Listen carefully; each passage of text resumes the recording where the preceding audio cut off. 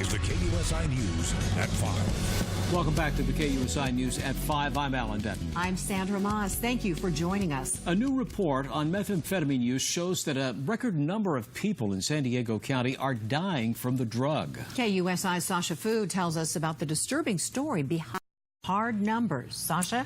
Sandra and Alan, in the 20 years that the county's meth strike force has been looking at the scope of methamphetamine use, it appears that emergency room visits and deaths from this drug have soared to a frightening all-time high.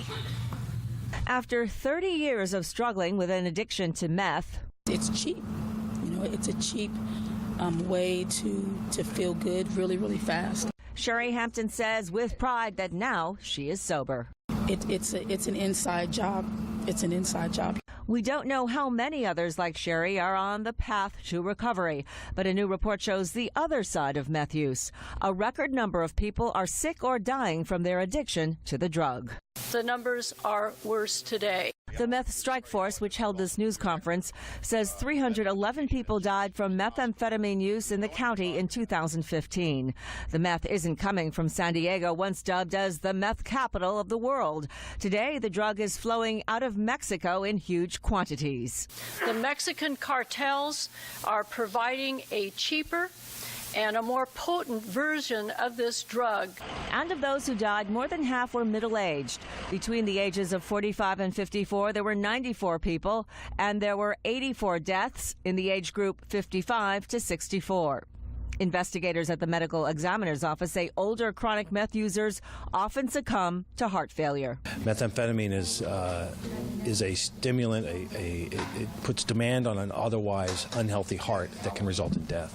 Widespread meth use also has an effect on public safety.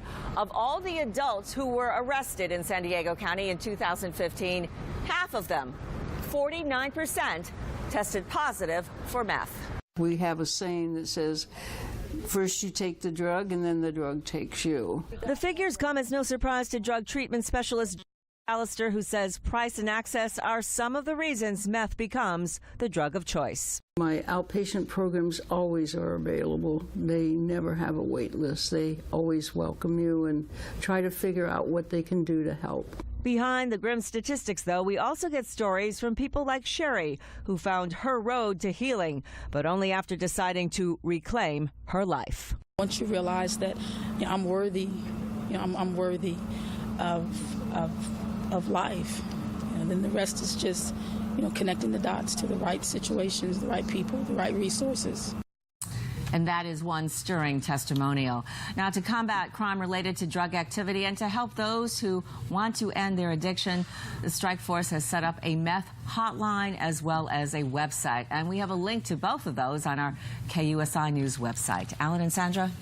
The report highlights the number of people dying, but what about the number of people that are arrested for selling or possessing methamphetamine? Yeah, the report did have some information about the law enforcement aspect. The strike force numbers showed that the number of arrests were relatively flat for the last few years. We're talking about 2013 to 2015, which, if you think about it, is a little curious when you compare that to the number of deaths and users who wound up in the emergency room. Both of those categories in recent years saw some very, very large increases. So you have to wonder, why are we not seeing an increase in arrests? I'm not really sure what that is about, but well, it we were is sitting curious. here talking while we were watching your story. I was shocked, and as I told you a minute ago, that the number of people who were on meth were in their 40s. The percentages were in their, what, 40s? Well, the number of people who are dying from meth were 45 and over, 45 to 60. And the medical examiner, Dr. Lucas, explained that a lot of that is because methamphetamine is a stimulant. And younger people can use meth and they have relatively healthy hearts. But as you get older and you have a history of using meth, your heart gets progressively weaker. You're more likely to suffer cardiac arrest or something like that. Well, that explains it. Big warning. Yeah. Thank you, Sasha.